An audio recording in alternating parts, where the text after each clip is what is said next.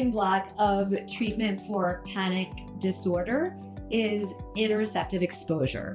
What that means is you're going to be exposing yourself to the different sensations associated with a panic attack. And so it's really the opposite of what we normally do when having a panic attack. Oh no, I don't want to have that feeling of my heart beating really fast. Or, oh no, I don't want to have that foggy headed feeling. We're going to train our brains to realize this sensation is uncomfortable, but it's not dangerous by actively practicing bringing on the different sensations of a panic attack and your specific recipe for that. I have a wonderful volunteer that we're going to just practice together. Say our volunteer was experiencing panic attacks that show up with the fear of foggy headed and I can't think clearly and oh no, I'm going crazy. A really great interoceptive exposure to practice is actually hyperventilating. Because what happens surprisingly is by over breathing, even in subtle ways, we change our oxygen carbon dioxide balance in ways that we feel a little funky. Doesn't mean it's dangerous, but it can feel kind of odd. So we're going to practice this exercise and I'm going to do it with you.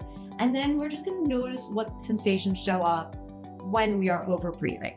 Okay, so this is an interoceptive exposure exercise of over breathing. So what we're going to do is really breathe in a very big way, kind of like a dog panting. So like, and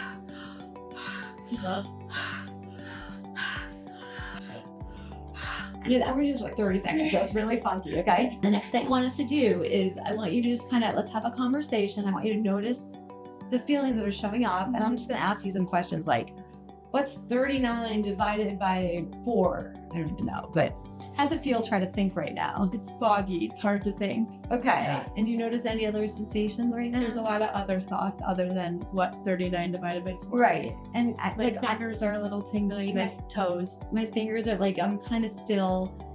If we stood up right now, the floor would feel, I don't know. Do you feel the floor on the ground? It's a little bit sinking feeling. Okay. So 0 to 10, how uncomfortable after we were first over breathing, how big were the sensations? I would say around 8.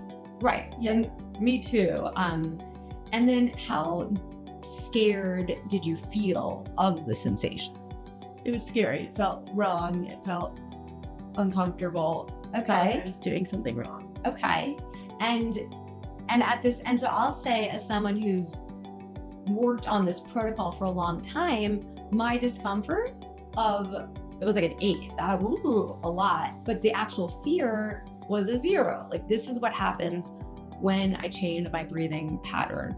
And so that's really what you're going to get to, is the point by playing with these sensations of separating out the discomfort from what feels like danger.